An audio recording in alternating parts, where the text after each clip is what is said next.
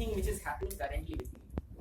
Many people, I'll tell you a fact. I appeared for the common aptitude test in December 16 and I scored 99.13. So this is the background. Many people, whoever meets me, whoever doesn't know me, whoever knows me, or whoever partially knows me or knows me through some friends, asks me, oh, you scored 99.13 percentile, that's great, wow. What was your sectional score? So I tell my quantitative aptitude score at the very end. There's a trick to that. I tell I scored in VARC, I scored 98.04. So that pulled down my marks. In LRTI, I scored 98.22. But in quantitative aptitude, I scored 99.99. And 99.99?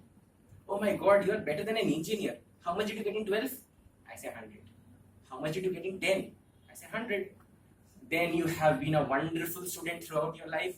From KG to 12, you have scored 100 out of 100. And then obviously in college, you would have scored very good marks. So that is why you are here 99.99. I said, no sir, not at all. Class 9. Let's go back 8 years ago. Class 9. First half-yearly examinations. In our school, the half-yearly examinations are quite tough, as well as the final examinations. I was a very average student. So in the half-yearly examinations, how much did I score in maths out of 100? 0. I went home. I cried. I cried a lot. I came out. I told my mom that mom, I scored 0, but don't worry. I'll work very hard. And definitely I'll score very good marks. If not very good, I'll at least pass. And I will show you that your son can do something. Throughout the second part of the year, I worked very hard. How much did I get again? 0. Class 9, both terms, 0 out of 100, 0 out of 100. I broke down. Literally speaking. A boy who studies in class 9, who has dreams of becoming something great. My father is not a huge businessman. He's involved in logistics. So I come from a middle class family. I broke down, literally speaking. But I didn't give up. Class 10, first term, 100 out of 100. Class 10, pre-board, 100 out of 100. Class 10 boards, 100 out of 100. Class 11, first term, 100 out of 100. Without tuitions, to be frank. In class 10, I had tuitions. I accept. But in class 11, when you have differentiation, you have integration, you have trigonometry, you have inverse trigo, and you have every other thing on the planet haunting you, 100 out of 100 without tuition. Class 11, second term, 100 out of 100. Class 12, first term, 100 out of 100. Class 12, pre-boards, 100 out of 100. There is one teacher, his name is Mr. Vishnu. You can obviously ask him. He requested me that, boss, I cannot give you 100 out of 100. This is pre-board examinations, class 12, Don Bosco School, Lilwa. And Don Bosco, the entire batch of Don Bosco, they prepare one pre-board paper. Don Bosco Parksakers, Don Bosco Lilwa, Don Bosco Bandel, and Don Bosco Siliguri. All the 4 schools send out a paper and they prepare one combined, the toughest paper of all for the pre-boards. And I got 100 out of 100. The teacher said, boss, I cannot give you 100 out of 100. Tell me somewhere you have made a mistake, I need to cut 1 mark. One place I hadn't written, hence proved. I told him, sir, this is the place. And I got 99 out of 100. Again, class 12 boards, 100 out of 100. Nothing to be astonished now. College, I got 47.5 out of 50. 2.5 marks was deducted because my attendance was 74. That's okay. Second semester, 47.5. Third semester, 47.5. Fourth semester, 47.5 again. The trend continues. With that, let's again come back to class 10, 12. When I was in 10, I was one of the average students. I scored average marks, 92.4. These marks are considered average in my school, 92.4. But then in 12, I scored excellent marks. Then life happened. I went to St. Xavier's College. I got a chance to go to SRCC, but there were some family issues with which I couldn't relocate at that point of time. But that doesn't hamper my relocation right now when I'm applying for the interview. And then I went to St. Xavier's, and then life happened, and then CPT happened. I cleared my CPT, IPCC, and final all in the first attempt. Somewhere in middle, I had a chance to get associated with PwC, one of the best experiences of my life. It was the black swan moment for me. I took that call and I got selected. And in PwC, I learned that you are still mediocre. You have to rise above the rest.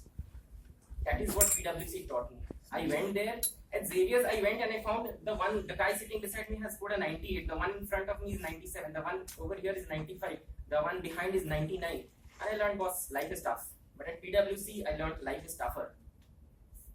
People over there are doing 4 courses at one go. You know, they spend the 2 hours at night from 11 o'clock to 1 o'clock studying.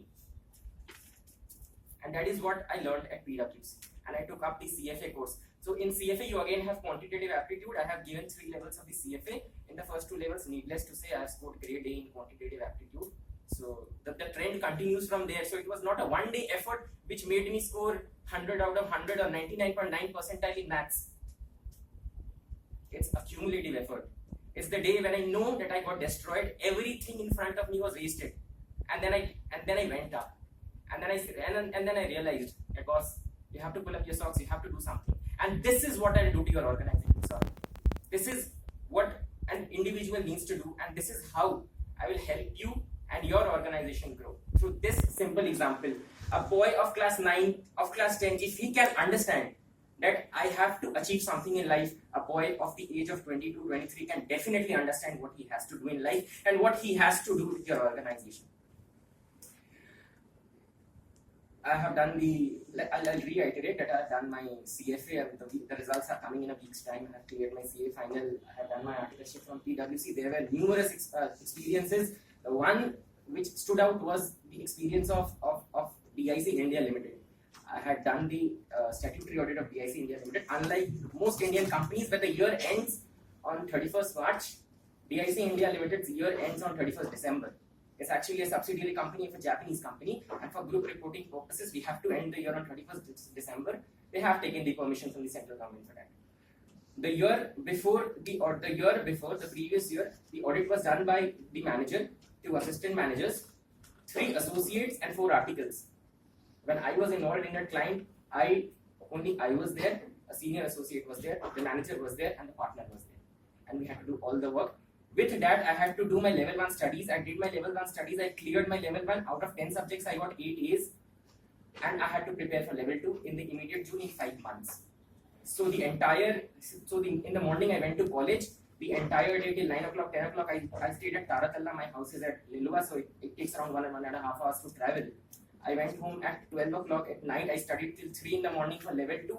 I slept at 3 o'clock. I woke up at 4:30. That is what is me. That is what makes me different from the rest of you. You can always rely on me that I'll go home and do my homework. I'll go home and I will do all the on-job experience is definitely useful, but then I'll go home and do my homework. I'll revise my lessons, and I will definitely come back prepared better for the next day. And that is what I do. Other than that, I have also realized that I can do something for the society. I teach underprivileged students in my locality. I have been teaching them on Sundays. I take some time out on Sundays for a couple of hours and I teach them. But then it went on for around 4 to 5 months, but then I realized I wouldn't be able to help them. So I'm also a part of an NGO, Make a Difference, where I'm a teaching assistant. I have got those students in that ambit. And this is, in just a small way, I'm giving back something to the society which they have given me. So that's it.